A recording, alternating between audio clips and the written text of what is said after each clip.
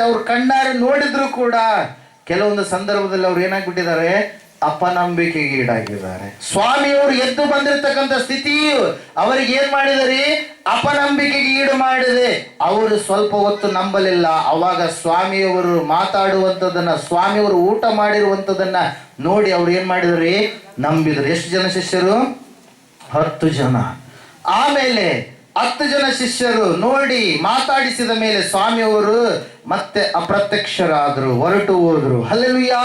ಆಮೇಲೆ 8 ದಿವಸಗಳಾದ ಮೇಲೆ, ನೀವು ಅಲ್ಲಿ ವಾಕ್ಯ ಯೋಹಾನ ಬರೆದ ಸುವಾರ್ತೆಯಲ್ಲಿ ನಾವು ನೋಡುವಾಗ 8 ದಿವಸಗಳಾಗೋದಕ್ಕಿಂತ ಮುಂಚಿತವಾಗಿ ಇನ್ನೊಬ್ಬ ಶಿಷ್ಯ ಮಿಸ್ ಆಗಿದ್ನಲ್ಲ, ಹೊರಗಡೆ ಓಡಾಡಕ್ ಹೋಗಿದ್ನಲ್ಲ, ಆ ಶಿಷ್ಯ ಬಂದ. ಹೇಳಿದ್ರು, ಸ್ವಾಮಿಯವರು ನಮ್ಮ ಹತ್ರ ಬಂದ್ರು, ಸ್ವಾಮಿಯವರು ಎದ್ದಿದ್ದಾರೆ, ತಾವು ಹೇಳಿದ ಹಾಗೆಯೇ ಮರಣವನ್ನು ಮರಣಿಸಿ ಮೃತ್ಯುಂಜಯನಾಗಿ ಪಾತಾಳವನ್ನ ಛೇದಿಸಿ ಮೇಲಕ್ಕೆ ಬಂದಿದ್ದಾರೆ ಎಂಬುದಾಗಿ.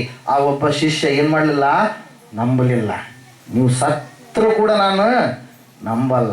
ಒಂದು ವೇಳೆ ಸ್ವಾಮಿಯವರು ಎದ್ದು ಬಂದಿದ್ದೇ ಆದ್ರೆ ನಾನು ಆತನ ಪಕ್ಕೆಯಲ್ಲಿ ಏನ್ ಮಾಡಬೇಕು, ನನ್ನ ಕೈಯನ್ನ ಹಾಕಬೇಕು. ಆತನ ಕೈಗಳಿಗೆ ಆಗಿರ್ತಕ್ಕಂಥ ಗಾಯಗಳಲ್ಲಿ ನನ್ನ ಬೆರಳನ್ನ ತೂರಿಸಬೇಕು. ತೂರಿಸದ ಹೊರತು ನಾನು ನಂಬುವುದೇ ಇಲ್ಲ ಎಂಬುದಾಗಿ. ಹಲ್ಲೆಲೂಯಾ.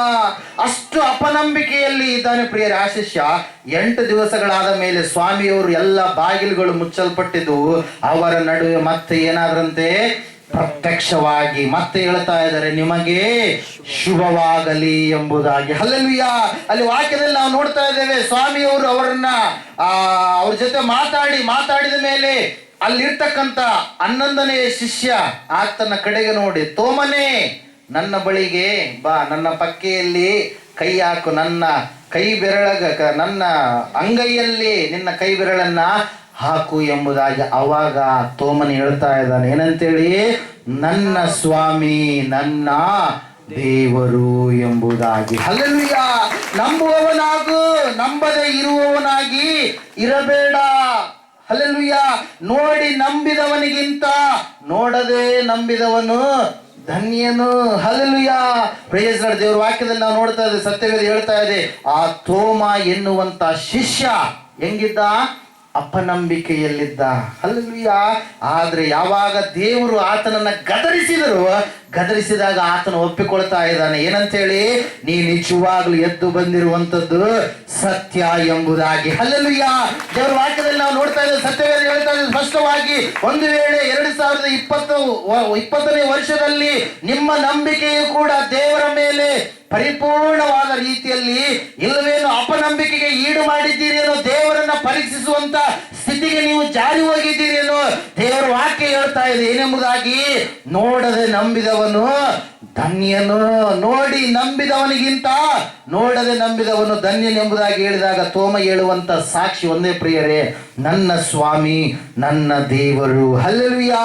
ಯೇಸು ಕ್ರಿಸ್ತನು ನರಾವತಾರಿಯಾಗಿ ಬಂದಿರತಕ್ಕಂತ ದೇವರಾಗಿದ್ದಾನೆ, ನಡೆದಾಡಿದಂತ ದೇವರಾಗಿದ್ದಾನೆ. ಮಾನವರ ಲೋಕ ಕಲ್ಯಾಣಕ್ಕೋಸ್ಕರವಾಗಿ ತನ್ನ ರಕ್ತವನ್ನು ಸುರಿಸಿದಂತ ದೇವರಾಗಿದ್ದಾನೆ. ಪ್ರತಿಯೊಬ್ಬ ಮಾನವನಲ್ಲಿ ಎಲ್ಲರ ಬ್ಲಡ್ ಹೆಂಗಿರುತ್ತೆ, ನೀವು ಚೆಕ್ ಮಾಡಿಸಿದ್ರೆ ಕೆಂಪಗಿರುತ್ತೆ. ಅದರ ಮೆಡಿಕಲ್ ಪ್ರಕಾರವಾಗಿ A group, B group, A positive, B positive ಇರ್ಬೋದು. ಆದರೆ ಎಲ್ಲರ ಬ್ಲಡ್ ಅಲ್ಲಿ ಏನಿದೆ ರೀ, ಏನಿದೆ, ಪಾಪ ಇದೆ. ಏನಿದೆ, ಪಾಪ. ಯಾವ ಪಾಪ ಅದು?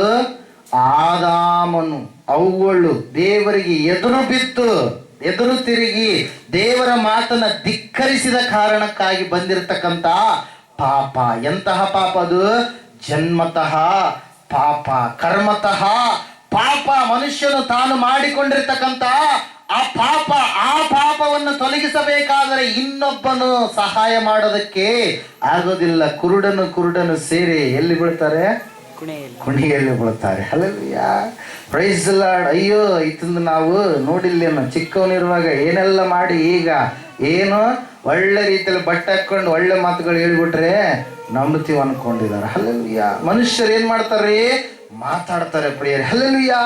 ಒಬ್ಬ ಮನುಷ್ಯನು ದೇವರಾಗೋದಕ್ಕೆ ಸಾಧ್ಯ ಇಲ್ಲ, ಆದ್ರೆ ದೇವರು ಮನುಷ್ಯನಾಗಬಹುದು, ಆತನ ಮರಣವನ್ನ ಗೆಲ್ಲಬಹುದು. ಹಲ್ಲೆಲೂಯಾ. ದೇವರ ವಾಕ್ಯದಲ್ಲಿ ನಾವು ನೋಡ್ತಾ ಇದ್ದೇವೆ, ಸತ್ಯವೇದ ಹೇಳ್ತಾ ಇದೆ, ದೇವರು ಮನುಷ್ಯನನ್ನ ಹುಡುಕಿಕೊಂಡು ಈ ಲೋಕಕ್ಕೆ ಹೊರಟು ಬಂದ್ರು. ಕಾರಣ ಏನ್ರಿ? ಪಾಪ. ಏನು? ಪಾಪವನ್ನ ತೊಳೆಯುವುದಕ್ಕೋಸ್ಕರವಾಗಿ ದೇವರೇ ಈ ಲೋಕಕ್ಕೆ ಹೊರಟು ಬರಬೇಕಾಗಿತ್ತು. ಪ್ರತಿಯೊಬ್ಬರಲ್ಲಿ ಪಾಪ ಇದೆ ಪ್ರಿಯರೇ. ಇವತ್ತು ಮನುಷ್ಯನ ಜಾತಿ ಯಾವ್ದ್ರಿ? ಒಂದು ಗಂಡು, ಇನ್ನೊಂದು ಹೆಣ್ಣು, ಎರಡೇ ಇರೋದು. ಮತ್ತೆ ಬೇರೆದು ಯಾವುದೆಲ್ಲ ಬಂದಿರೋದು ಅದು ಮನುಷ್ಯನ ಕಾಲ್ಪನಿಕವಾಗಿ ಬಂದಿರುವಂಥದ್ದು. ಹಲ್ಲೆಲೂಯಾ. Praise the lord. ಈ ಗಂಡು ಹೆಣ್ಣು ಎರಡರಲ್ಲಿ ಏನಿದೆ? ಪಾಪ ಇದೆ.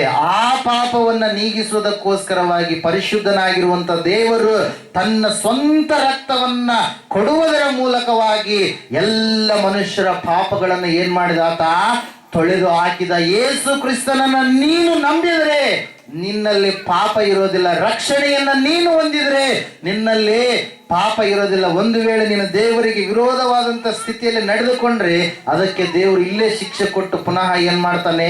ತನ್ನ ಬಳಿಗೆ ಕರೆದುಕೊಳ್ತಾನೆ. ದೇವರು ವಾಕ್ಯ ಹೇಳ್ತಾ ಇದೆ, ದೇವರು ಲೋಕವನ್ನ ಎಷ್ಟೋ ಪ್ರೀತಿಸಿ ತನ್ನ ಒಬ್ಬನೇ ಮಗನನ್ನ ಕೊಟ್ಟನು, ಆತನನ್ನು ನಂಬುವ ಒಬ್ಬನಾದರೂ ನಾಶವಾಗದೆ ನಿತ್ಯ ಜೀವವನ್ನ ಪಡೆಯಬೇಕೆಂದು ಆತನನ್ನ ಕೊಟ್ಟನು ಎಂಬುದಾಗಿ. ಯೇಸುವನ್ನ ನಂಬಿದವರು ನಾಶವಾಗುವುದೇ ಇಲ್ಲ.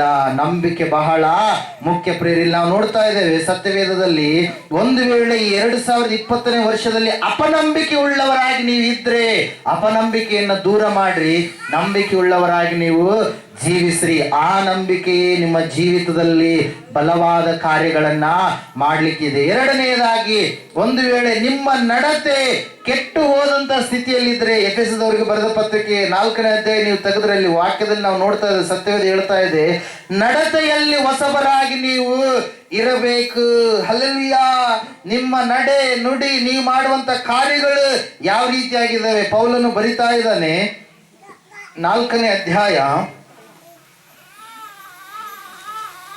22ನೇ ವಚನದಿಂದ, ಯೇಸುವಿನಲ್ಲಿರುವ ಸತ್ಯೋಪದೇಶವು ಯಾವುದೆಂದರೆ, ನೀವು ನಿಮ್ಮ ಹಿಂದಿನ ನಡತೆಯನ್ನ ಅನುಸರಿಸದೆ ಪೂರ್ವ ಸ್ವಭಾವವನ್ನ ತೆಗೆದು ಹಾಕಿ ಬಿಡಬೇಕು.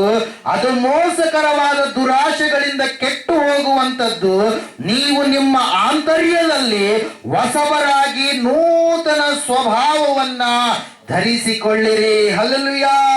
ಹಿಂದಿನ ನಡತೆಯನ್ನ ನೀವು ಅನುಸರಿಸಬಾರದು, ಪೂರ್ವ ಸ್ವಭಾವಗಳನ್ನ ನೀವು ಅನುಸರಿಸಬಾರದು. ಅವು ಮೋಸಕರವಾದಂತ ಸ್ಥಿತಿಗಳು, ದುರಾಶೆಗಳಿಂದ ತುಂಬಿರುವಂತವುಗಳು. ಅದ್ರ ಸಲುವಾಗಿ ವಾಕ್ಯದಲ್ಲಿ ನಾವು ನೋಡ್ತಾ ಇದ್ದೇವೆ, ನಿಮ್ಮ ನಡತೆ ಏನಾಗಿರಬೇಕು? ನಿರ್ಮಲವಾಗಿರಬೇಕು. ಒಂದು ವೇಳೆ ಪೌಲನ ಹಂಗೆ ಬರ್ಕೊಂತ ಬಂದು ಹೇಳ್ತಾ ಇದ್ದಾನೆ, ಎಂತಹ ನಡತೆ ಉಳ್ಳವರಾಗಿರ್ಬೇಕಂದ್ರೆ 4ನೇ ಅಧ್ಯಾಯ 25ನೇ ವಚನದಲ್ಲಿ ನಾವು ನೋಡ್ತಾ ಇದ್ದೇವೆ, ಆದ ಕಾರಣ ಸುಳ್ಳಾಡುವುದನ್ನ ಬಿಟ್ಟು ಪ್ರತಿಯೊಬ್ಬನು ತನ್ನ ನೆರೆಯವನ ಸಂಗಡ ಸತ್ಯವನ್ನೇ ಆಡಲಿ, ಯಾಕಂದರೆ ನಾವು ಒಬ್ಬರಿಗೊಬ್ಬರು ಅಂಗಗಳಾಗಿದ್ದೇವಲ್ಲ. ಹಲ್ಲೆಲೂಯಾ. ಮೊದಲನೇದಾಗಿ ನಡತೆ ಸರಿ ಮಾಡಿಕೊಳ್ಬೇಕು. ಏನು? ಯಾವ ನಡತೆ ಸರಿ ಮಾಡಿಕೊಳ್ಬೇಕು? ಸುಳ್ಳು ನಾಲಿಗೆ. ಯಾವ ನಾಲಿಗೆ ಇದು? ಸುಳ್ಳಿನ ನಾಲಿಗೆ. ಸುಳ್ಳು ಎನ್ನುವಂಥದ್ದು ಬೇಗ ಬಂದ್ಬಿಡುತ್ತೆ. ಹಲ್ಲೆಲೂಯಾ. ಒಂದು ಕುದುರೆಯನ್ನ ಕಂಟ್ರೋಲ್ ಮಾಡೋದಕ್ಕೆ ಕಡಿವಾಣ ಬೇಕು, ಎತ್ತನ್ನ ಕಂಟ್ರೋಲ್ ಮಾಡೋದಕ್ಕೆ ಮೂಗ್ದಾಣ ಬೇಕು, ಮನುಷ್ಯನನ್ನ ಕಂಟ್ರೋಲ್ ಮಾಡೋದಕ್ಕೆ ಯಾವುದು ಬೇಕ್ರಿ? ನಾಲಿಗೆ ಸರಿಯಾಗಿರಬೇಕು. ನಾಲಿಗೆ ಸರಿಯಾಗಿ ಇರಲಾರದೆ ಇದ್ರೆ ಕಂಟ್ರೋಲ್ ಆಗೋದಿಲ್ಲ. ಅದರ ಸಲುವಾಗಿ ಯಾಕೋಬನ ಪತ್ರಿಕೆ 3ನೇ ಅಧ್ಯಾಯದಲ್ಲಿ ನಾವು ನೋಡ್ತೀವಿ, ನಾಲಿಗೆ ಏನಂತ? ಇದು ಕಿಚ್ಚಂತ. ಏನು? ಕಿಚ್ಚು. ಒಂದು ಚಿಕ್ಕದಾಗಿರ್ತಕ್ಕಂಥ ಕಿಚ್ಚು ದೊಡ್ಡದಾಗಿರ್ತಕ್ಕಂಥ ಕಾಡನ್ನ ನಾಶಪಡಿಸುವ ಹಾಗೆ ಈ ನಾಲಿಗೆ ಕುಟುಂಬಗಳನ್ನ, ಸಮಾಜವನ್ನ, ದೇಶವನ್ನ ಏನ್ ಮಾಡುತ್ತೀರಿ? ನಾಶ ಮಾಡುತ್ತೆ. ಇವತ್ತು ಯುದ್ಧಗಳು ಸಂಭವಿಸೋದಕ್ಕೆ ಕಾರಣ ಏನ್ರಿ? ಅವರು ನಮ್ಮ ಮೇಲೆ ಆ ಅಪರಾಧ ಹಾಕಿದ್ದಾರೆ, ಈ ಅಪರಾಧ ಹಾಕಿದ್ದಾರೆ ಅಂದ್ರೆ ಒಂದು ದೇಶ ಮೊದಲುಗೊಂಡು ಇನ್ನೊಂದು ದೇಶದವ್ರು ಏನಿಲ್ಲ, ಈಗ ಯುದ್ಧದ ವಾತಾವರಣದಲ್ಲಿ ಇದ್ದಾರೆ ಪ್ರಿಯರೇ. ಚೀನಾದವ್ರು ಏನ್ ಬಿಟ್ರು? ಕೊರೋನಾ ಬಿಟ್ರು. ಹಲ್ಲೆಲೂಯಾ. ಯುದ್ಧಗಳು ಬಾಂಬ್ಲಿಂದ ಆಗಲ್ಲ. ಈಗ ಬಯೋಲಾಜಿಕಲ್ ವಾರ್, ಬಯೋ ವಾರ್ ಅಂತಾರೆ. ಏನ್ರಿ? ಮನುಷ್ಯನ ಏನು ಸೃಷ್ಟಿ ಮಾಡಿದಾನೀಗ? ಕೆಲವೊಂದು ರೋಗಾಣು ಆತ್ಮಗಳನ್ನ. ಹಲ್ಲೆಲೂಯಾ. HIV ಎನ್ನುವಂಥದ್ದು ಕೊಲ್ಲುವಂತ ರೋಗಾಣು ಅವುಗಳು ಕೂಡ ಇದಾವೆ. ಒಂದು ಯಾವುದರಲ್ಲಿ ಹಾಕಿ ಕುಡಿಸ್ಬಿಟ್ರೆ ಆಯ್ತು, ಆ ವ್ಯಕ್ತಿ ಏನಾಗ್ಬಿಡ್ತಾನೆ, ದಿನದಿಂದ ದಿನಕ್ಕೆ ಅವನ ಶರೀರವೆಲ್ಲ ಕುಂದಿ ಹೋಗಿ ಏನಾಗ್ಬಿಡ್ತಾನೆ, ಸಾವಿಗೆ ಸಮೀಪ ಆಗ್ಬಿಡ್ತಾನೆ. ಹಲ್ಲೆಲೂಯಾ. ಕೋವಿಡ್ ಎನ್ನುವಂಥದ್ದು ಅದು ಒಂದು ಏನ್ರಿ, ಇದು ವೈರಾಣು. ಅದು ಏನ್ ಮಾಡುತ್ತೆ, ನಮಗೆ ಆ ದೇಶದವ್ರು ಇಷ್ಟ ಇಲ್ಲ, ಆ ದೇಶದಾಗ ಒಂದ್ ಸ್ವಲ್ಪ ಬಿಟ್ಬಿಟ್ರೆ ಕಲಾಸ್ ಏನಾಗುತ್ತೆ, ಅಂಟು ರೋಗವಾಗಿ ದೇಶವನ್ನ ಅದು ಏನ್ ಮಾಡುತ್ತೆ, ನಾಶ ಮಾಡುತ್ತೆ. ಪ್ರಿಯರೇ, ಇವತ್ತಿನ ದಿವಸ ರಷ್ಯಾದಲ್ಲಿ ಬಯೋವಾರ್ ಏನಾಗಿದೆ, ಪ್ರಾರಂಭವಾಗಿದೆ. ಸುಮಾರು 10 ದೇಶಗಳಲ್ಲಿ ಏನಾಗಿದಾವ್ರಿ, ವೈರಸ್ಗಳನ್ನ ಸ್ಟಾಕ್ ಮಾಡಿ ಇಟ್ಕೊಂಡಿದ್ದಾರೆ ಅವರ ಒಂದು ಮೆಡಿಕಲ್ ಲ್ಯಾಬ್ಗಳಲ್ಲಿ. ಪ್ರಿಯರೇ, ಹಲ್ಲೆಲೂಯಾ. ಪ್ರಪಂಚದಲ್ಲಿ ಬಯೋವಾರ್ ನಡೀತಾ ಇದೆ. ಇವಾಗ ಯುದ್ಧಗಳು ಆಗಬೇಕಾದ್ರೆ ಬಾಂಬ್ಗಳು ಬೇಕಾಗಿಲ್ಲ. ಏನ್ ಬೇಕಾಗ್ಯಾವ ಈಗ, ನಾಶ ಮಾಡೋದಕ್ಕೋಸ್ಕರವಾಗಿ ವೈರಸ್ಗಳನ್ನ ಸೃಷ್ಟಿ ಮಾಡಿ ಇಟ್ಕೊಂಡಿದ್ದಾರೆ ಜನರು. ಹಲ್ಲೆಲೂಯಾ. ಅದರ ಸಲುವಾಗಿ ವಾಕ್ಯ ಹೇಳ್ತಾ ಇದೆ ಏನಂತೇಳಿ, ಸುಳ್ಳಾಡುವಂತ ನಾಲಿಗೆ ನಿಮ್ಮದಾಗಿರಬಾರದು. ನಿಮ್ಮ ನಾಲಿಗೆ ಹೆಂಗಿರ್ಬೇಕು, ಸತ್ಯವನ್ನೇ ಆಡಬೇಕು. ಸತ್ಯ ಎಲ್ಲಿದ್ರು ಕೂಡ ಅದು ಹೆಂಗಿರುತ್ತೆ, ಸತ್ಯವಾಗಿನೇ ಇರುತ್ತೆ. ಬೆಲ್ಲ ಅಪ್ಪವ್ರು ಹೇಳ್ತಿರ್ತಾರೆ ಯಾವಾಗಲೂ, ಕಾಂಟ್ರ ಅಂಗಡಿಯಾಗ ತಿಂದ್ರು ಬೆಲ್ಲನೇ, ಮನೆಗೆ ತಂದು ತಿಂದ್ರು ಬೆಲ್ಲನೇ, ರೋಡಲ್ಲಿ ತಿಂದ್ರು ಬೆಲ್ಲನೇ, ನೀನು ಮತ್ತೆ ಮಹಡಿ ಹತ್ತಿ ತಿಂದ್ರೂ ಕೂಡ ಬೆಲ್ಲ ಹೆಂಗಿರುತ್ತೆ, ಸಿಹಿಯಾಗಿನೇ ಇರುತ್ತೆ. ಉಪ್ಪು ಇರಲ್ಲ, ಖಾರ ಇರಲ್ಲ. ಹಲ್ಲೆಲೂಯಾ. ಸತ್ಯಕ್ಕೆ ಒಂದು ಜೋಡಣೆ ಮಾಡಿ ಹೇಳಿದ್ರು ಕೂಡ ಅದು ಏನಾಗುತ್ತೆ, ಅಸತ್ಯ. ದೇವರು ಲೆಕ್ಕ ಕೇಳ್ತಾನೆ. ನಮ್ಮ ಬಾಯಿ ಮಾತು ಬಹಳ ಮುಖ್ಯ. ಹಲ್ಲೆಲೂಯಾ. ದೇವರ ವಾಕ್ಯದಲ್ಲಿ ನಾವು ನೋಡ್ತಾ ಇದ್ದೇವೆ, ಎಫೆಸದವರಿಗೆ ಬರೆದ ಪತ್ರಕ್ಕೆ 4ನೇ ಅಧ್ಯಾಯ 25ನೇ ವಚನ, ಸುಳ್ಳಾಡುವುದನ್ನ ನೀವು ಬಿಟ್ಟು ಸತ್ಯವನ್ನೇ ಆಡುವವರಾಗಬೇಕು. ಒಂದು ವೇಳೆ ಸುಳ್ಳಿನ ನಾಲಿಗೆ ನಿನ್ನದಾಗಿದೆಯೇನು, ಆ ಸುಳ್ಳಿನ ನಾಲಿಗೆಯನ್ನ 2021ನೇ ವರ್ಷದಲ್ಲಿ ನೀನು ತೆಗೆದು ಹಾಕಿಕೋ. ಸತ್ಯವನ್ನ ನೀನು ಮಾತಾಡುವವನಾಗು. ಎರಡನೇದಾಗಿ ನಾವು ನೋಡ್ತಾ ಇದ್ದೇವೆ, ಪೌಲನು ಹೇಳ್ತಾ ಇದ್ದಾನೆ ಏನೆಂಬುದಾಗಿ, ನೀವು ಕೋಪ ಮಾಡಬೇಕಾದರೂ ಪಾಪ ಮಾಡಬೇಡಿರಿ. ಸೂರ್ಯನು ಮುಳುಗುವುದಕ್ಕಿಂತ ಮುಂಚೆ ನಿಮ್ಮ ಸಿಟ್ಟು ತೀರಲಿ. ಹಲ್ಲೆಲೂಯಾ. Praise lord. ಕೋಪದ ಬದಲಾಗಿ ನೀವು ಕನಿಕರ ಮನಸ್ಸುಳ್ಳವರಾಗಿ ಇರಬೇಕು. ಕೋಪದ ಸ್ವಭಾವ ತೆಗೆದು ಹಾಕಿಕೊಳ್ಳ್ರಿ. ಸೂರ್ಯನು ಹುಟ್ಟುತ್ತಾನೆ, ಮುಳುಗುತ್ತಾನೆ, ಸೂರ್ಯೋದಯವಾಗುತ್ತೆ, ಸೂರ್ಯಾಸ್ತಮಾನ ಆಗುತ್ತೆ. ಅದರ ಒಳಗಡೆಯಾಗಿ ನಿಮ್ಮ ಸಿಟ್ಟು ತೀರಬೇಕು. ಸತ್ಯವೇದ ಸ್ಪಷ್ಟವಾಗಿ ತಿಳಿಸ್ತಾ ಇದೆ ಪ್ರಿಯರೇ. ಕೋಪದ ನಡತೆ ಉಳ್ಳವರಾಗಿದ್ದೀರಾ, ಆ ಕೋಪದ ನಡತೆಯನ್ನ ನೀವು ತೆಗೆದು ಹಾಕಿಕೊಳ್ಳ್ರಿ. ಕೋಪದಲ್ಲಿ ಕೊಯ್ದುಕೊಂಡ ಮೂಗು ಮತ್ತೆ ಬರಲ್ಲ. ಕೋಪದಲ್ಲಿ ತೆಗೆದುಕೊಂಡಿರ್ತಕ್ಕಂಥ ನಿರ್ಧಾರಗಳು ಏನಾಗ್ತವೆ, ಮನಸ್ಸಿಗೆ ಏನ್ ಮಾಡ್ತಾವ್ರಿ, ನೋವನ್ನ ಉಂಟು ಮಾಡೋದು ಮಾತ್ರವಲ್ಲ, ಮನೋವ್ಯಾಕುಲವನ್ನ ಉಂಟು ಮಾಡ್ತವೆ ಪ್ರಿಯರೇ. ಹಲ್ಲೆಲೂಯಾ. ನರಳುವ ಹಾಗೆ ಮಾಡ್ತವೆ. ಅದರ ಸಲುವಾಗಿ ನಾವು ಜ್ಞಾನೋಕ್ತಿಗಳ ಪುಸ್ತಕದಲ್ಲಿ ನೋಡ್ರಿ, ಪ್ರತಿಯೊಂದು ವಿಷಯವನ್ನ ದೇವರು ಬರೆಸಿಟ್ಟಿದ್ದಾರೆ ಪ್ರಿಯರೇ. 12ನೇ ಅಧ್ಯಾಯದಲ್ಲಿ ನಾವು ನೋಡುವಾಗ 16ನೇ ವಚನ 15ರಿಂದ ಓದಿ. ಮೂರ್ಖನ ನಡತೆ ಅವನ ಗಣನೆಗೆ ಸರಿ, ಜ್ಞಾನಿಯು ಉಚಿತ ಆಲೋಚನೆಯನ್ನ ಗಮನಿಸುವನು. ಮೂರ್ಖನ ಸಿಟ್ಟು ತಟ್ಟನೆ ರಟ್ಟಾಗುವುದು, ಜಾಣನು ಅವಮಾನವನ್ನ ಮರೆ ಮಾಡುವನು. ಸತ್ಯವನ್ನಾಡುವವನು ನ್ಯಾಯವನ್ನು ತೋರ್ಪಡಿಸುವನು, ಸುಳ್ಳು ಸಾಕ್ಷಿಯು ಅಸತ್ಯ ಮಾಡುವನು. ಕತ್ತಿ ತಿಳಿದ ಹಾಗೆ ದುಡುಕಿ ಮಾತಾಡುವವರೂ ಉಂಟು, ಮತಿವಂತರ ಮಾತೆ ಮತ್ತು ಸತ್ಯದ ತುಟಿ ಶಾಶ್ವತ, ಸುಳ್ಳಿನ ನಾಲಿಗೆ ಕ್ಷಣಿಕ. ಹಲ್ಲೆಲೂಯಾ. ಕೇಡನ್ನ ಕಲ್ಪಿಸುವವರ ಹೃದಯದಲ್ಲಿ ಮೋಸ, ಹಿತೋಪದೇಶಕರ ಮನಸ್ಸಿನಲ್ಲಿ ಉಲ್ಲಾಸ. ಸಜ್ಜನರಿಗೆ ಯಾವ ಹಾನಿಯೂ ಸಂಭವಿಸದು, ದುರ್ಜನರಿಗೆ ಕೇಡು ತುಂಬಿ ತುಳುಕುವುದು. ಸುಳ್ಳು ತುಟಿ ಯೆಹೋವನಿಗೆ ಹೇಸು, ಸತ್ಯವಂತರು ಆತನಿಗೆ ಲೇಸು. ಜಾಣನು ತಿಳಿದದ್ದನ್ನ ಗುಪ್ತಪಡಿಸುವನು, ಮೂಢರ ಮನಸ್ಸು ಮೂರ್ಖತನವನ್ನ ಪ್ರಕಟಿಸುವುದು. ಹಲ್ಲೆಲೂಯಾ.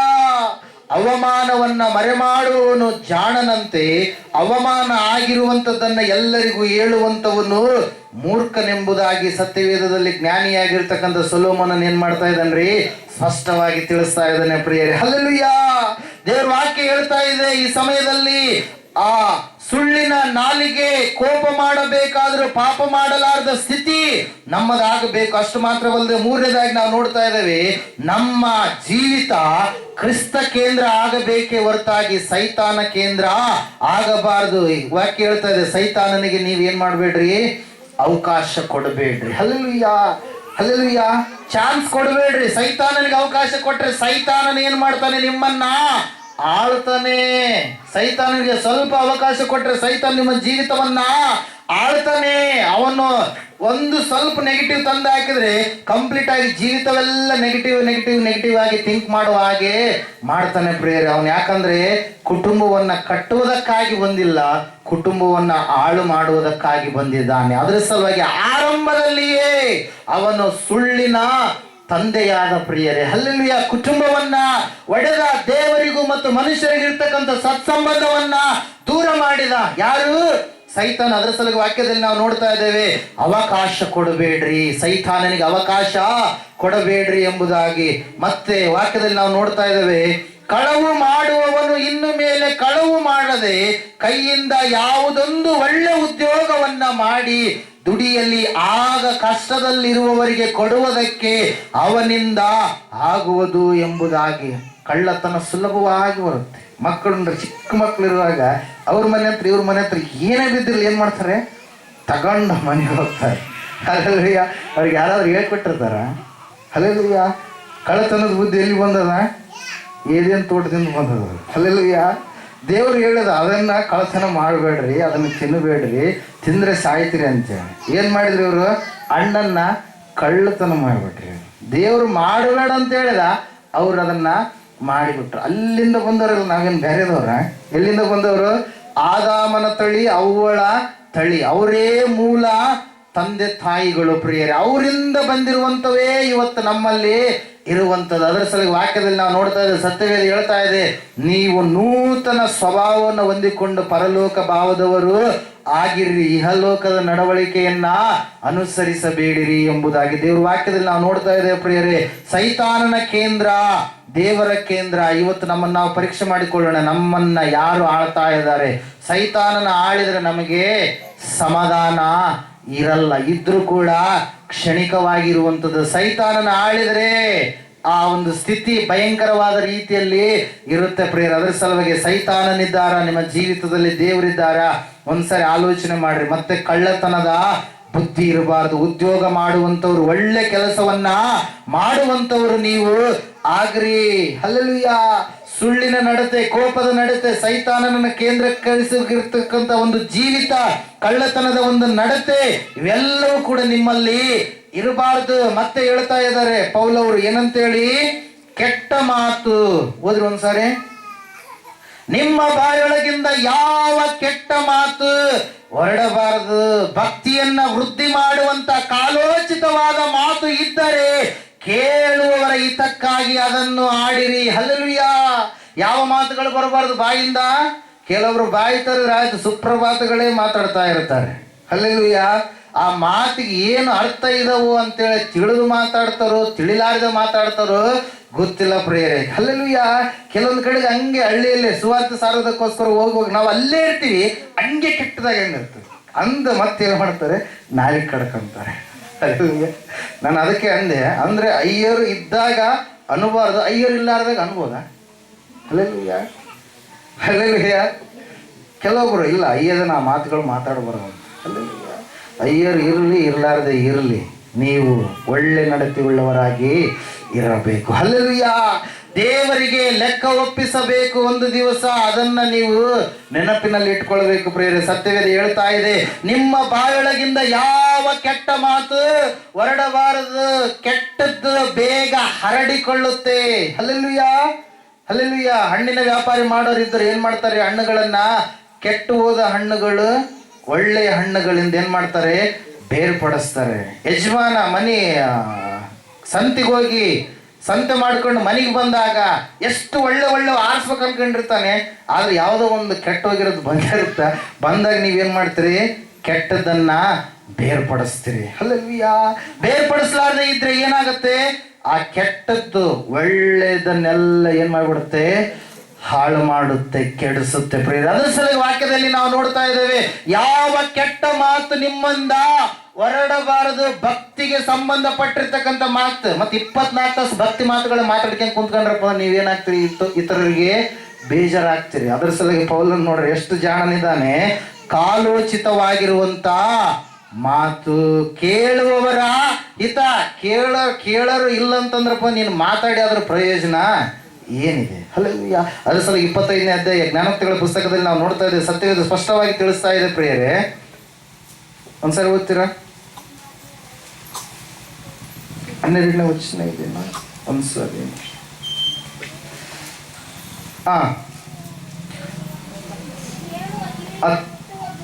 11ನೇ ವಚನದಿಂದ ಹೋಗ್ರಿ.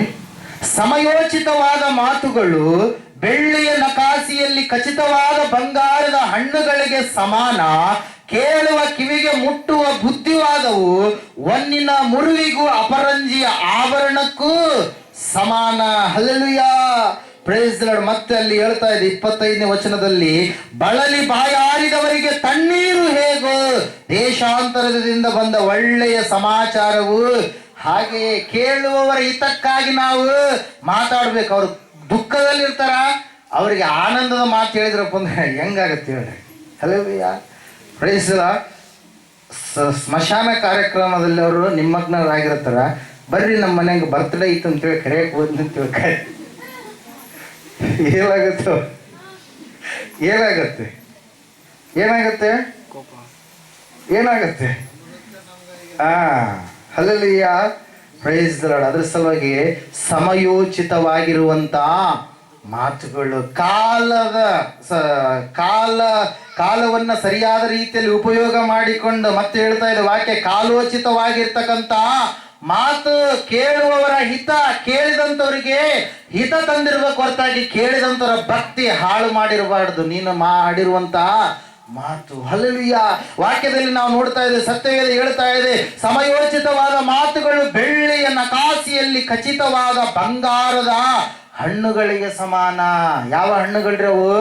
ಬಂಗಾರದ ಹಣ್ಣುಗಳು. ಹೆಂಗ ಹೋಲಿಕೆ ಮಾಡ್ತಾ ಇದ್ದಾನೆ ಜ್ಞಾನಿಯಾಗಿರುವಂತ ಸೊಲೊಮೋನನ ಪ್ರಿಯರೇ. ಅದರ ಸಲುವಾಗಿ ಸತ್ಯವೇದಕ್ಕೆ ಸರಿಸಾಟಿಯಾದ ಪುಸ್ತಕ ಮತ್ತೊಂದಿಲ್ಲ ಇದು. ಯಾಕಂದ್ರೆ ದೇವರು ಬರೆದು ಕೊಟ್ಟಿರ್ತಕ್ಕಂಥ ಉಸಿರಿಸಿರುವಂತ ಗ್ರಂಥ ಪ್ರಿಯರೇ. ಹಲ್ಲೆಲೂಯಾ.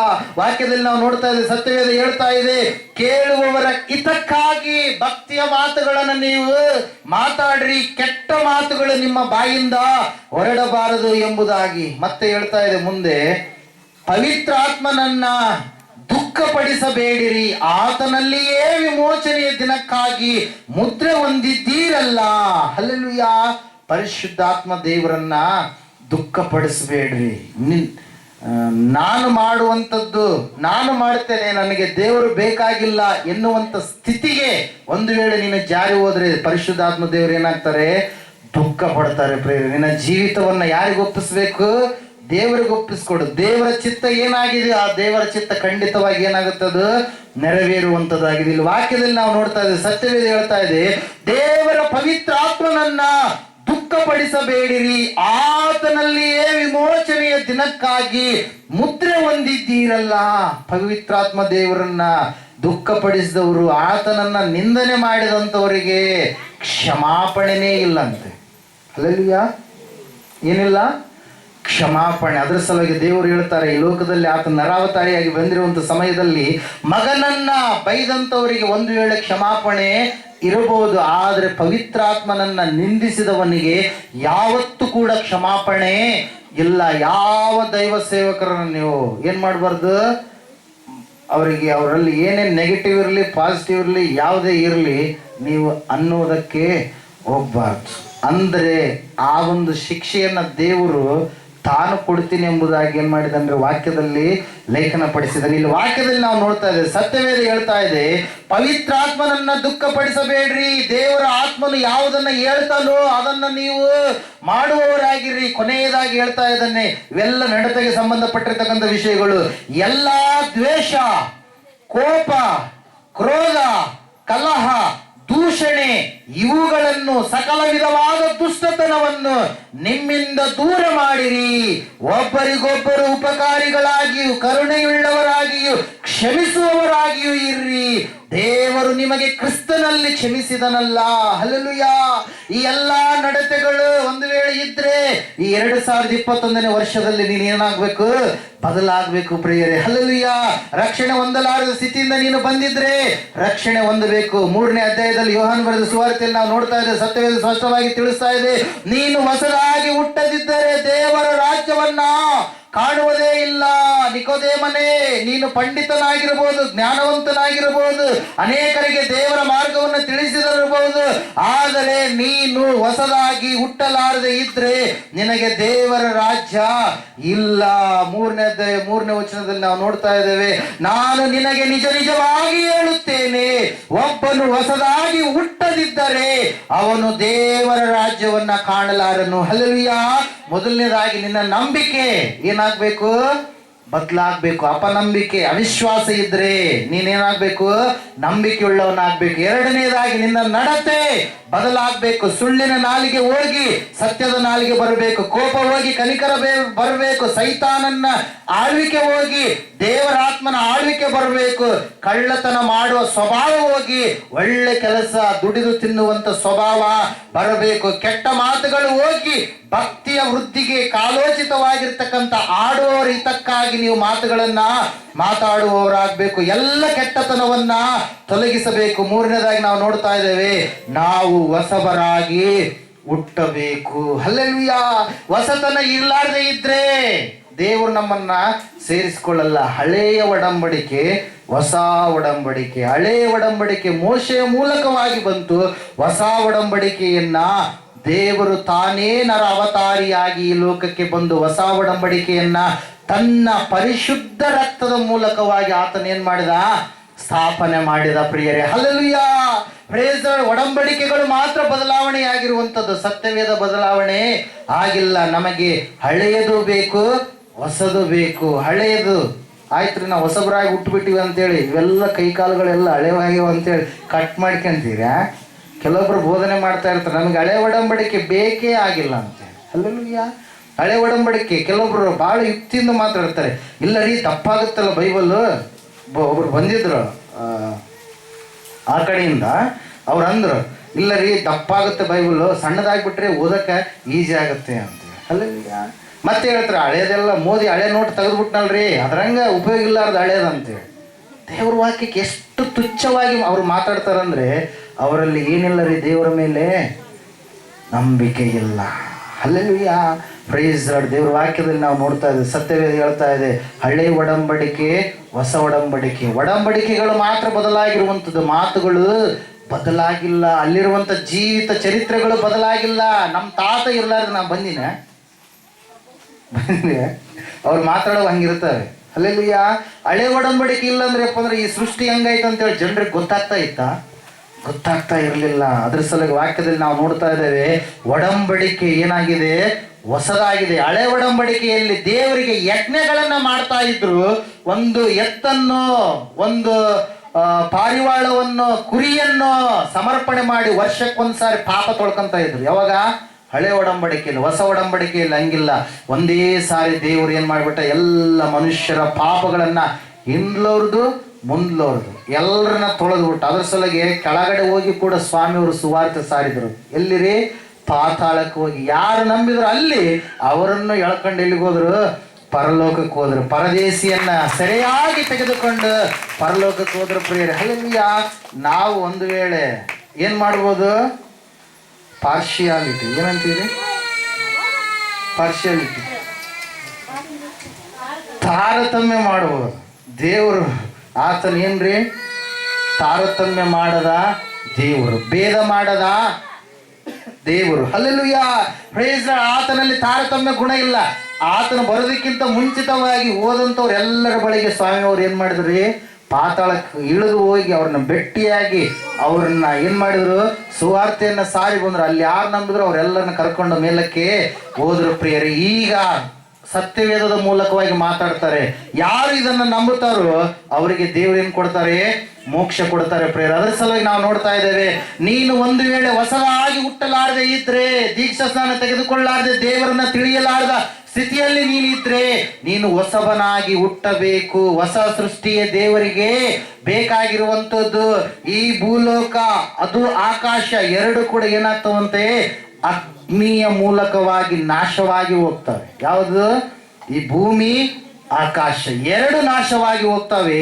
ಯಾರು ದೇವರನ್ನ ನಂಬಿರ್ತಾರೋ, ರಕ್ಷಣೆ ಹೊಂದಿರ್ತಾರೋ, ಆತನ ಬರುವಿಕೆಗಾಗಿ ಎದುರು ನೋಡುತ್ತಾ ಕೂತಿರ್ತಾರೋ, ಅವರಿಗಾಗಿ ದೇವ್ರು ಏನ್ ಕೊಡ್ತಾನ್ರಿ? ಬಹುಮಾನವಾಗಿ ಹೊಸದಾದ ಆಕಾಶ, ಹೊಸದಾದ ಭೂಮಿ ಪ್ರಿಯರೇ. Hallelujah, praise lord.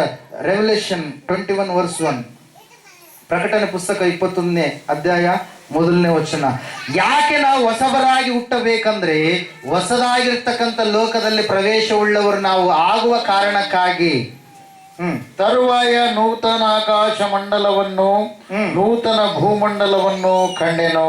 ಎಸ್, ಮೊದಲಿದ್ದ ಆಕಾಶ ಮಂಡಲವು ಮೊದಲಿದ್ದ ಭೂಮಂಡಲವು ಇಲ್ಲದೆ ಹೋದವು, ಇನ್ನು ಸಮುದ್ರವೂ ಇಲ್ಲ. ಇದಲ್ಲದೆ ಪರಿಶುದ್ಧ ಪಟ್ಟಣವಾದ ಹೊಸ ಯೆರೂಸಲೇಮು ಪರಲೋಕದಿಂದ ದೇವರ ಬಳಿಯಿಂದ ಇಳಿದು ಬರುವುದನ್ನು ಕಂಡೆನು. Hallelujah, praise lord. ವಾಕ್ಯ ಹೇಳ್ತಾ ಇದೆ ಏನಂತೇಳಿ?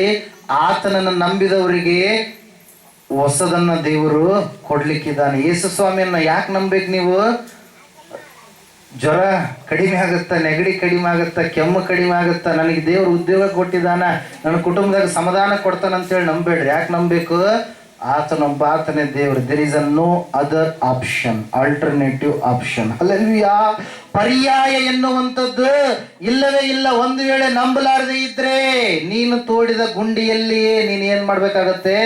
ಬೆಳಬೇಕಾಗತ್ತೆ. ಸತ್ಯವನ್ನ ತಿಳಿದುಕೊಳ್ಳಲಾರದಕ್ಕಿಂತ ಮುಂಚಿತವಾಗಿ ಒಂದು ವೇಳೆ ತಪ್ಪಾದ ರೀತಿಯಲ್ಲಿ ಮಾತಾಡಿದ್ರೇನೋ, ಮಹಾತ್ಮರು ಅಂತೇಳಿ ಅನ್ನಿಸಿಕೊಂಡವರು ತಿಳಿದುಕೊಂಡ ಮೇಲೆ ಅವರ ಬಾಯಿಂದ ಯೇಸುವಿನ ಮೇಲೆ ಒಂದು ಕೆಟ್ಟ ಮಾತು ಬರಲಿಲ್ಲ ಪ್ರಿಯರೇ. ಅದರ ಸಲುವಾಗಿ ದೇವರ ವಾಕ್ಯದಲ್ಲಿ ನಾವು ನೋಡುವ ಪ್ರಕಾರವಾಗಿ ಕೂಡ ಅದೇ ರೀತಿಯಾಗಿ ನಮ್ಮ ಭಾರತ ದೇಶದಲ್ಲಿ ಭಕ್ತಿಯ ಸಾಧನೆಯನ್ನ ಮಾಡಿರ್ತಕ್ಕಂಥ ಯೋಗ ಪುರುಷನಾಗಿರುವಂತ ಸ್ವಾಮಿ ವಿವೇಕಾನಂದ ಅವರು ಹೇಳ್ತಾರೆ ಏನಂತೇಳಿ?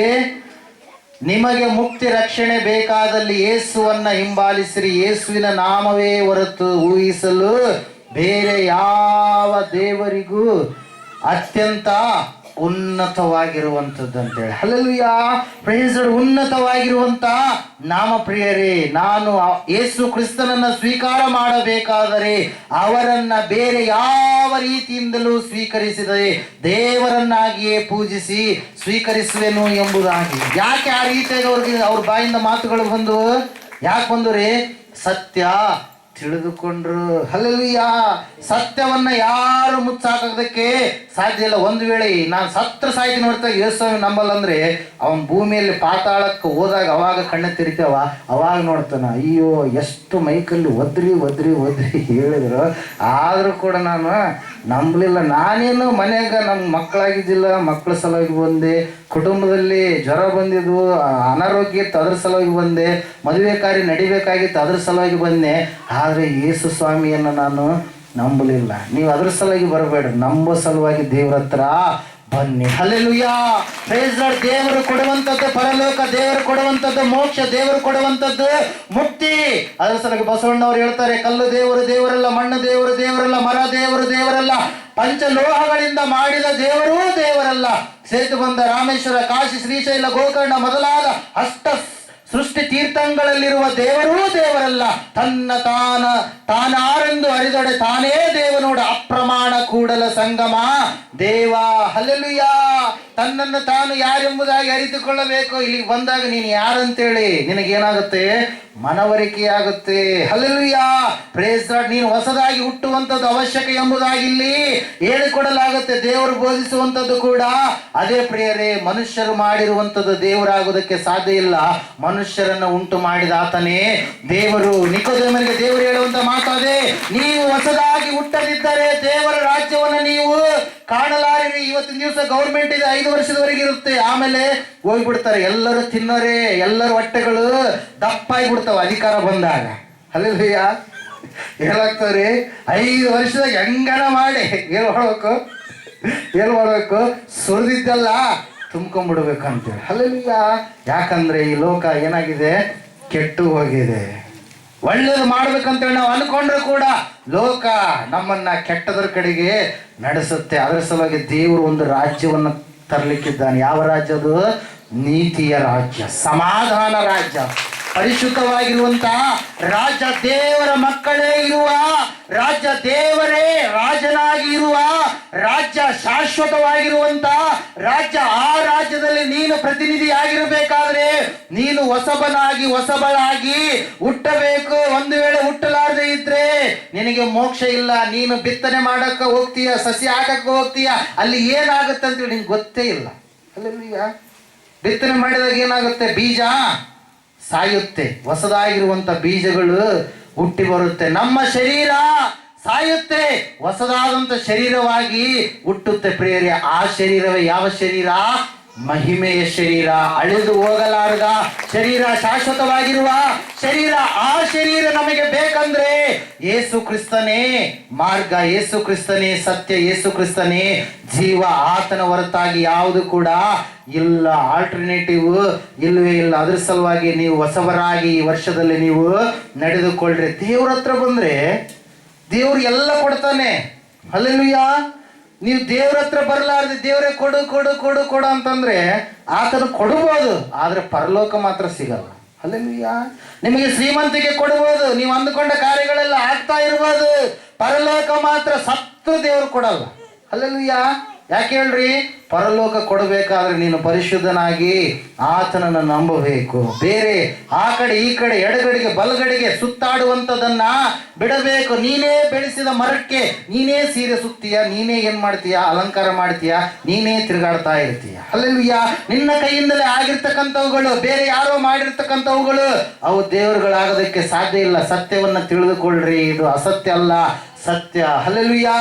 ನಿಮ್ಮ ಯೂಟ್ಯೂಬಲ್ಲಿ ವಸಂತ ಪೈ ಅಂತೇಳಿ ಒಬ್ಬ ಗುರುಗಳವರು ಉಡುಪಿಯಲ್ಲಿ ಅವ್ರದ್ದು ಮಠ ಇದೆ. ಆ ಮಠದಲ್ಲಿ ಇರ್ತಕ್ಕಂಥ ಅವರು ವಸಂತ ಪೈ ಎನ್ನುವಂಥ ಸ್ವಾಮೀಜಿ, ಆತನು ವೇದಗಳನ್ನು ಓದ್ತಾ ಇದ್ದಾನೆ. ಓದುವಂಥ ಸಮಯದಲ್ಲಿ ಆ ಲಕ್ಷಣಗಳೆಲ್ಲವೂ ಇದಾವೆ. ನೀವು ಕ್ಯಾಲೆಂಡ್ರಾಗ 2021 ವರ್ಷದ ಕ್ಯಾಲೆಂಡ್ರಲ್ಲಿ ಕೊನೆಯ ಡಿಸೆಂಬರ್ ತಿಂಗಳಲ್ಲಿ ವೇದಗಳ ಪ್ರಕಾರ ನಿಜವಾದ ದೇವರು ಯಾರು ಅಂತೇಳಿ ಎಲ್ಲ ನಾನು ಟೈಪ್ ಮಾಡಿದ್ದೀನಿ. ಅವುಗಳನ್ನು ಓದ್ರಿ ಮನೆಗೆ ಹೋದ್ಮೇಲೆ. ಅವ್ರು ವಸಂತ ಪೈ ಅವ್ರು ಹೇಳ್ತಾರೆ, ವೇದಗಳನ್ನು ಓದ್ತಾ ಇರಬೇಕಾದ್ರೆ ವೇದಗಳನ್ನು ತಿರುಗಿ ಹಾಕಿದಂಗೆಲ್ಲ ಆ ಲಕ್ಷಣಗಳಿರುವಂತ ದೇವರು 333 ಕೋಟಿ ದೇವರುಗಳಲ್ಲಿ ಒಬ್ರು ಕೂಡ ನನಗೆ ಸಿಗಲಿಲ್ಲ. ಹುಡುಕ್ತಾ ಇದ್ದೀನಿ, ಯಾರು ಕೂಡ ನನಗೆ ಸಿಗಲಿಲ್ಲ. ಇಲ್ಲಿ ನೋಡಿದ್ರೆ ಪಾಪ ಮಾಡಬಾರ್ದು ಅಂತೇಳಿ ಹೇಳ್ಯದ, ಅಲ್ಲಿ ನೋಡಿದ್ರೆ ಅವರೆಲ್ಲರೂ ಪಾಪ ಮಾಡ್ಯಾರ. ಒಬ್ರು ಬೇಡ ಇಬ್ಬರು ಬೇಡ, 16,000 ಒಬ್ಬತ್ತು ಕಟ್ಟಿಕೊಂಡ್ರೆ ಇನ್ನಷ್ಟು ಅವರೇ ಕಟ್ಟಿಕೊಂಡ್ರಪ್ಪ ಅಂದ್ರ ಸಂಸಾರ ನಿಭಾಯಿಸುವಂಥವ್ರು ಯಾರು? ದೊಡ್ಡಮ್ಮ ಎಷ್ಟು ಜಗಳ ಆಡ್ಯಾರ, ಇನ್ನೂ ಆಡ್ತಾ ಇರ್ತಾರ. ಜೀವ ಇರೋವರೆಗೆ ಜಗಳ ಆಡಿದ್ದು. ಹಲ್ಲೆಲೂಯಾ. ಯಾಕ್ರಿ? ಒಂದ್ಸರಿ ಅವರು ಮೇಲಕ್ಕೆ ಹೋಗಿರ್ತಾರ, ಒಂದ್ಸರಿ ಇವರು ಮೇಲಕ್ಕೆ ಹೋಗಿರ್ತಾರ. ಇಬ್ರು ಮೇಲಕ್ಕೆ ಹೋದ್ರಪ್ಪ ಅಂದ್ರೆ ಏನಾಗುತ್ತೆ? ಫೀಸು ಆಫ್ ಆಗಿಬಿಡುತ್ತೆ. ಒಬ್ರು ಮೇಲಕ್ಕೆ ಹೋದಾಗ ಒಬ್ರು ಡೌನ್ ಇರಬೇಕು. ಹಲ್ಲೆಲೂಯಾ. ಹೇಗಿರ್ಬೇಕು? ಡೌನ್ ಇರಬೇಕು. ಒಬ್ರು ಕೋಪ ಉಳ್ಳವರಾದ್ರೆ ಇನ್ನೊಬ್ರು ಕಠಿಣ ಉಳ್ಳವರಾಗಿರ್ಬಾರ್ದು, ಸುಮ್ಮನೆ ಸೈಲೆಂಟ್ ಆಗಿರ್ಬೇಕು. ಹಲ್ಲೆಲೂಯಾ. Praise lord. ಕಿಡಿ ಹತ್ತಿದ್ರೆ ಹತ್ತೇ ಬಿಡುತ್ತೆ, ಸರ್ವನಾಶ ಆಗಿಬಿಡುತ್ತ. ಹಲ್ಲೆಲೂಯಾ. Praise lord. ಅದ್ರ ಸಲುವಾಗಿ ವೇಮನ ಯೋಗಿ ಕವಿ ಒಂದು ಮಾತನ್ನು ಹೇಳ್ತಾರೆ ಪ್ರಿಯರೇ. ಅಪ್ಪರು ಹೇಳ್ತಾರೆ ಈಗ ಸಮಯದಲ್ಲಿ,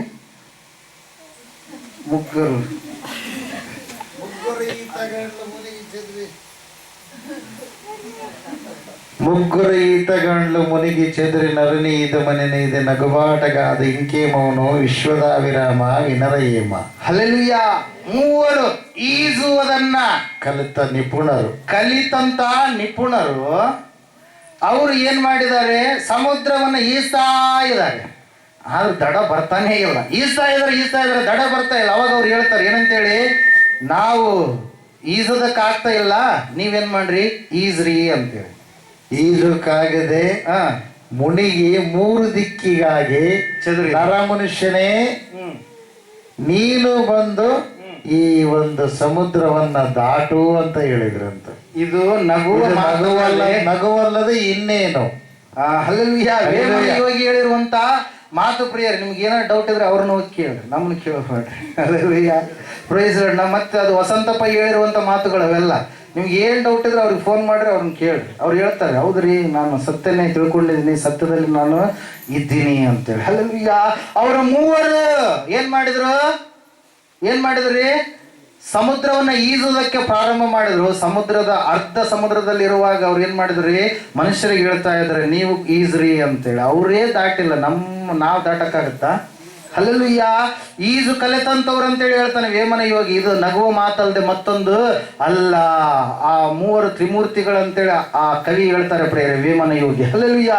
ಇಲ್ಲಿ ನಾವು ನೋಡ್ತಾ ಇದ್ದೇವೆ ಸತ್ಯವೇದದಲ್ಲಿ ದೇವರು ಒಬ್ಬನೇ ಆಗಿದ್ದಾನೆ. ವಸಂತಪ್ಪಯ್ಯವರು ವೇದಗಳನ್ನು ತೆಗೆದು ನೋಡುವಾಗ ಎಲ್ಲವೂ ಕೂಡ ಏನಂತ ಹೇಳ್ತಾ ಇದೆ? ದೇವರು ಪರಿಶುದ್ಧನು, ಆತನು ನರಾವತಾರಿಯಾಗಿ ಬರುವಾಗ ಕನ್ನಿಕೆ ಗರ್ಭದಲ್ಲಿ ಬರ್ತಾನೆ. ದೇವರ ಅವತಾರ ಒಂದೇ. ಹಲ್ಲೆಲೂಯಾ. ಅವ್ರು ಹೇಳ್ತಾ ಇರಬೇಕಾದ್ರೆ ಒಂದು ಮಾತು ಅಂತಾರೆ ಪ್ರಿಯರ್, ಏನಂತೇಳಿ? ವೇದಗಳಲ್ಲಿರುವ ದೇವರು ಬೇರೆ ಯಾರೂ ಅಲ್ಲ, ನಜರೇತಿನ ಯೇಸು ಎಂಬುದಾಗಿ. ಹಲ್ಲೆಲೂಯಾ. ಆ ಸಮಯದಲ್ಲಿ ಆತನು ಇಡೀ ನಮ್ಮ ಅಷ್ಟತೀರ್ಥಂಕಗಳಲ್ಲಿರ್ತಕ್ಕಂಥ ಆ ಒಂದು ಅಧಿಕಾರ ಅವ್ರದ್ದೇ ಅಂತೆ. ಅವ್ರು ಹೇಳಿದ್ದಾರೆ ಯೂಟ್ಯೂಬಲ್ಲಿ, ನೀವು ವಸಂತಪೈ ಟೆಸ್ಟಿಮನಿ ಅಂತ ಹೇಳ್ಬಿಡ್ರಿ, ವಸಂತಪೈ ಟೆಸ್ಟಿಮನಿ ಅಂತ ಹೇಳ್ಬಿಡ್ರಿ, ಅಲ್ಲಿ ಬರುತ್ತೆ. ಅವ್ರು ಹೇಳ್ತಾರೆ ಪ್ರಿಯರ್, ಏನಂತೇಳಿ? ಅಯ್ಯೋ, ಹೊಟ್ಟೆ ಬದುಕಿಗೋಸ್ಕರವಾಗಿ ನಾವು ಮಾಡ್ತಾ ಇರುವಂತ ಒಂದು ನಾಟಕ ಅಂತೇಳಿ. ಹಲ್ಲೆಲೂಯಾ. ನಾನು ಅವಾಗಲೇ ಹೇಳಿನಿ, ಸೂರ್ಯ ಅವ್ರ ಹೆಸರು ಅಯ್ಯೋ ಪರವಸ್ತು ಸೂರ್ಯನಾರಾಯಣ ಅಯ್ಯರು ಕೂಡ ಯಾವಾಗೋ ಹೇಳಿದ್ದಾರೆ. Hallelujah. Praise the lord. Hallelujah. ಅದರ ಸಲುವಾಗಿ ಪ್ರಿಯರೇ, ಸತ್ಯವನ್ನ ತಿಳಿದುಕೊಳ್ಳ್ರಿ. ನೀನು ಮಾಡಿದ್ದೇ ದೇವರಾಗಕ್ಕೆ ಸಾಧ್ಯ ಇಲ್ಲ. ನಿನ್ನನ್ನು ಮಾಡಿದಂತಾತನು ದೇವರು. ಆ ದೇವರು ಯೇಸು ಹೊರತಾಗಿ ಮತ್ತಾರು ಅಲ್ಲ. ಅದನ್ನೇ ಸತ್ಯವೇದ ಹೇಳುವಂಥದ್ದು. ಅದರ ಸಲುವಾಗಿ ಅವರಿಗೆ ಬಹಳ ನೋವು ಕೊಟ್ಟರು, ಬಡಿದ್ರು, ಹೊಡೆದ್ರು, ಏನೆಲ್ಲ ಕಾರ್ಯಗಳು ಮಾಡಿದ್ರು. ಆದ್ರೆ ನಾನು ಸತ್ರ ಸಾಹಿತ್ಯ ಹೊರತಾಗಿ ಯೇಸುವನ್ನು ಬಿಡುವುದಿಲ್ಲ ಎಂಬುದಾಗಿ ಪೂಜಾರಿ ಆಗಿರುವಂಥ ವಸಂತಪ್ಪಯ್ಯ ಅವರು ಏನ್ ಮಾಡಿದ್ರಿ? ಹೇಳಿದರು ಪ್ರಿಯರೇ. ಹಲ್ಲೆಲೂಯಾ. ಕಾರಣ ಏನು? ನೀವು ಹೋದ್ರಪ್ಪ ಅಂದ್ರೆ ನರಕಕ್ಕೆ ಹೋಗ್ತೀರಿ, ನನಗೆ ನರಕ ಬೇಕಾಗಿಲ್ಲ. ಈ ಆಸ್ತಿ ಭಾಗ ಕೊಡಲ್ಲ ಅಂತ ಹೇಳಿದ್ರಂತ ಅವ್ರ ಪೂರ್ವಿಕರು, ಅವ್ರ ತಂದೆ ತಾಯಿ, ದೊಡ್ಡಪ್ಪನವ್ರೆಲ್ಲ, ಚಿಕ್ಕಪ್ಪನವ್ರೆಲ್ಲ. ಹಲ್ಲೆಲೂಯಾ. ಒಂದು ಸರಿಗೆ ಅಡಿಗೆ ಮಾಡಿದ್ರಪ್ಪ ಅಂದ್ರ 20 ಸೇರಷ್ಟು ಅಡಿಗೆ ಮಾಡ್ಬೇಕಂತ. ಅಷ್ಟು ದೊಡ್ಡ ಕುಟುಂಬ, ಪೂಜಾರಿ ಕುಟುಂಬ ಪ್ರಿಯರೇ. ಹಲ್ಲೆಲೂಯಾ. ಅವರು ತಮ್ಮ ಮಾತುಗಳಿಗೆ ಭಾಳ ಚೆನ್ನಾಗಿ ಹೇಳಿದ್ದಾರೆ. ಅದು ಯೂಟ್ಯೂಬಲ್ಲಿ ನೀವು ಕೇಳ್ರಿ. ಒಂದು ವೇಳೆ ದೇವ್ರ ಚಿತ್ತ ಆದರೆ ಮುಂದೆ ಯಾವಾಗಾದರೂ ನಾವು ಅದನ್ನು ಟಿವಿಯಲ್ಲಿ ಇಲ್ಲಿ ಹಾಕೋಣ. ಇನ್ನೂ ದೇವ್ರ ಚಿತ್ತ ಆದರೆ ಪ್ರೋಗ್ರಾಮ್ಗೂ ಕೂಡ ಅವರನ್ನ ಕರೆಸೋಣ. ಹಲ್ಲೆಲೂಯಾ. Praise lord. ದೇವರ ವಾಕ್ಯದಲ್ಲಿ ನಾವು ನೋಡ್ತಾ ಇದ್ದೇವೆ, ಮೊದಲನೇದಾಗಿ ನಿನ್ನ ಅಪನಂಬಿಕೆ ಏನಾಗಬೇಕು? ನಂಬಿಕೆಯಾಗಿ ಬದಲಾಗಬೇಕು. ಎರಡನೇದಲ್ಲಿ ನಡತೆಯಲ್ಲಿ ನೀವು ಹೊಸಬರಾಗಿ ಹುಟ್ಟಬೇಕು, ನಂಬಿಕೆಯಲ್ಲಿ ಹೊಸಬರಾಗಿ ಹುಟ್ಟಬೇಕು. ಮತ್ತೆ ನೀನು ಹೊಸದಾಗಿ ಹುಟ್ಟಬೇಕು. ನೀನು ಹೊಸದಾಗಿ ಹುಟ್ಟಲಾರದೆ ಇದ್ರೆ ಪರಲೋಕವನ್ನ, ಮಹಿಮೆಯ ಲೋಕವನ್ನ ಕಾಣೋದಕ್ಕೆ ಸಾಧ್ಯವಿಲ್ಲ. ಈ ಸಮಯದಲ್ಲಿ ನಾವೆಲ್ಲರೂ ಎದ್ದು ನಿಂತ್ಕೊಳ್ಳೋಣ. ಹೊಸದಾಗಿ ಹುಟ್ಟಿದಂಥವರಿಗೆ ದೇವರು ಕೊಡುವಂತ ಬಹುಮಾನ ಪರಲೋಕ, ನಿತ್ಯ ಜೀವ, ಶಾಶ್ವತವಾದ ಜೀವ, ಅದು ಅನಂತವಾಗಿರುವಂತ ಜೀವ. ದೇವರು ಎಲ್ಲಿಯವರೆಗೆ ಇರ್ತಾರೋ ಅಲ್ಲಿಯವರೆಗೆ ಇರುವಂತ ಜೀವ. ಆ ಜೀವವನ್ನು ದೇವರು ಕೊಡುವುದಕ್ಕೋಸ್ಕರವಾಗಿ ತಾನು ಬಲಿಯಾಗಿದ್ದಾನೆ. ಆತನ ವಾಕ್ಯ ಹೇಳ್ತಾ ಇದೆ, ಇವತ್ತಿನ ಸಮಯದಲ್ಲಿ ನಿನ್ನ ನಡತೆ ಯಾವ ರೀತಿಯಾಗಿದೆ, ನಿನ್ನ ನಂಬಿಕೆ ಯಾವ ರೀತಿಯಾಗಿದೆ? ಪ್ರಾರ್ಥನೆ ಮಾಡಿ. ಎಲ್ರಿ ಕಣ್ಮುಚ್ಚಿ ಪ್ರಾರ್ಥನೆ ಮಾಡಿ. ನಿಮಗಿರುವಂತದ್ದು ಕೂಡ ನೀವು ಬನ್ನಿ ಎಂಬುದಾಗಿ ಬಹಳ ಬಲವಂತ ಮಾಡಿದ ಕಾರಣಕ್ಕಾಗಿ ಆ ದೈವ ಸೇವಕರು ಆ ತಾಯಿಯ ಮನೆಯ ಒಳಗಡೆ ಹೋಗ್ತಾರೆ. ಹೋದಂತ ಸಮಯದಲ್ಲಿ, ಅಮ್ಮ ನೀನು ಬಹಳ ಸುಂದರವಾಗಿ ಮಾತಾಡ್ತೀಯ, ಸುಂದರವಾಗಿದ್ದೀಯ ಎಂಬುದಾಗಿ ಹೇಳಿ ಆಕೆಗೆ ಪ್ರಾರ್ಥನೆ ಮಾಡುವುದಕ್ಕೋಸ್ಕರವಾಗಿ ಇರುವಂತ ಸಮಯದಲ್ಲಿ ಆ ತಾಯಿ ಒಳಗಡೆ ಹೋಗಿ ಕಾಫಿ ಮಾಡಿಕೊಂಡು ಬರ್ತಾರೆ ಪ್ರಿಯರೇ. ಕಾಫಿ ಮಾಡಿಕೊಂಡು ಬಂದು ಸಮಯದಲ್ಲಿ ಅಯ್ಯರು ಹೇಳ್ತಾರೆ, ನೀನು ಹೊಸದಾಗಿ ಹುಟ್ಟಬೇಕು, ರಕ್ಷಣೆಯನ್ನ ಹೊಂದಬೇಕು, ನಿತ್ಯ ಜೀವವನ್ನ ಹೊಂದಬೇಕು ಎಂಬುದಾಗಿ ಹೇಳಿದಾಗ ಆ ತಾಯಿ, ಆಕೆ ಒಬ್ಬ ಸಿನಿಮಾ ಹೀರೋಯಿನ್ ಆಗಿರ್ತಾಳೆ. ಅಯ್ಯೋ, ನನ್ನ ಈ ಜೀವಿತ ನನಗೆ ವೃದ್ಧಾಪ್ಯ ಬರುವವರೆಗೂ ಕೂಡ ನಾನು ರಕ್ಷಣೆ ಹೊಂದೋದಿಲ್ಲ. ನಾನು ಈಗಲೇ 3 ಸಿನಿಮಾಗಳನ್ನ ಮಾಡಿದ್ದೇನೆ, ಆ 3 ಸಿನಿಮಾಗಳು ಹಿಟ್ ಆಗಿದ್ದಾವೆ, ನನ್ನ ಭವಿಷ್ಯತ್ ಇನ್ನೂ ಎಷ್ಟೋ ಇದೆ.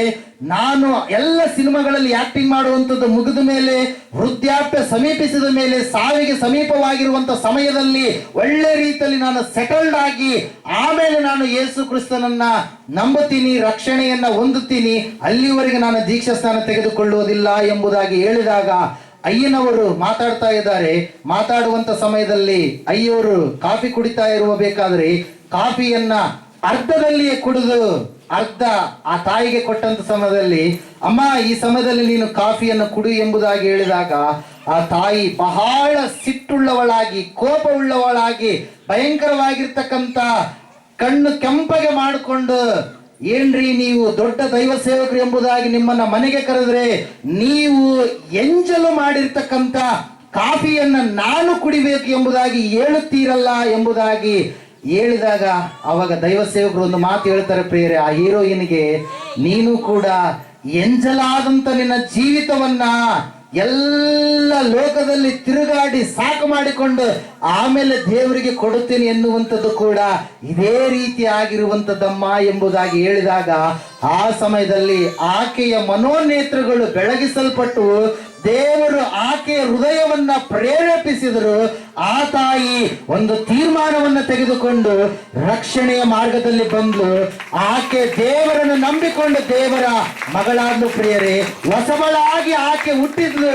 ಒಂದು ವೇಳೆ ನೀನು ಈ ಸಮಯದಲ್ಲಿ ಅಯ್ಯೋ ಇನ್ನೂ ಸಮಯವಿದೆ, ಸಾವಕಾಶ ಮಾಡೋಣ, ಇನ್ನೂ ಎಷ್ಟೋ ದೂರ ನಾನು ಜೀವಿಸಬೇಕಾಗಿದೆ, ಎಷ್ಟೋ ದೂರ ನಾನು ನಡೆಯಬೇಕಾಗಿದೆ, ಅವೆಲ್ಲ ಮಾಡಿ ಮುಗಿಸಿದ ಮೇಲೆ ದೇವರನ್ನ ಸಾಯುವಂತ ಸಮಯದಲ್ಲಿ ರಕ್ಷಣೆ ಹೊಂದಿದ್ರೆ ಆಯ್ತು ಎಂಬುದಾಗಿ ಅಂತ ಆಲೋಚನೆಯಲ್ಲಿದ್ರೆ, ದೇವರು ಒಂದು ವೇಳೆ ಆತನು ಕನಿಕರ ಉಳ್ಳವನು ಸ್ವೀಕಾರ ಮಾಡಬಹುದೇನೋ, ಆದರೆ ನಾಶನ ಅಷ್ಟರ ಒಳಗಡೆಯಾಗಿ ಮರಣ ಸಂಭವಿಸಿದರೆ, ನಿನ್ನ ಸ್ವಂತ ಆಲೋಚನೆ ಮೂಲಕವಾಗಿ ನೀನು ನಡೆದರೆ ಅದು ನಿನ್ನನ್ನ ನಾಶನದ ಕಡೆಗೆ ನಡೆಸುತ್ತೆ. ಅದರ ಸಲುವಾಗಿ ನಾವು ನೋಡ್ತಾ ಇದ್ದೇವೆ, ನಿಕೋದೇಮನೆ ನೀನು ಹೊಸಬನಾಗಿ ಹುಟ್ಟಬೇಕು. ದೈವ ಸೇವಕರಾಗಿರ್ತಕ್ಕಂಥ DL ಮೂಡಿಯವರು ಆ ಒಂದು ಕಾಫಿ ಕಪ್ ಮೂಲಕವಾಗಿ ಆಕೆಗೆ ಒಂದು ಜೀವಿತದಲ್ಲಿ ಹೊಸದಾದ ಪಾಠವನ್ನು ಕಲಿಸಿದ್ರು. ಇವತ್ತು ಕೂಡ ಬೇಡುವಂಥದ್ದು ಒಂದೇ, ನೀನು ಲೋಕನೂ ಬೇಕು ಏಸಪ್ಪನೂ ಬೇಕು ಎಂಬುದಾಗಿ ಇದ್ರೆ ಅದು ಪರಿಶುದ್ಧವಾಗಿರುವಂತ ಜೀವಿತ ಅಲ್ಲ, ಅಪರಿಶುದ್ಧವಾಗಿರುವಂತದ್ದಾಗಿದೆ. ನಿನ್ನನ್ನು ನೀನು ಈ ಸಮಯದಲ್ಲಿ ಪರೀಕ್ಷೆ ಮಾಡಿಕೋ.